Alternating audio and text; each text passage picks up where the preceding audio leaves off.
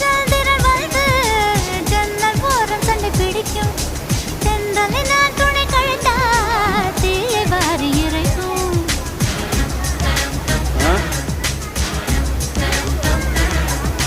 November மாதத்து மழையில் video எடுத்தா போட்டோ எடுக்கலாம், அப்படியே மாத்திக்கலாம்ல. துடிக்கும். எச்சிலை வீடியோ எடுத்தா விடும் போட்டோ கட் பொழுது பண்ணிக்கலாம்ல. வறண்டு தொண்டை வலிக்கும்.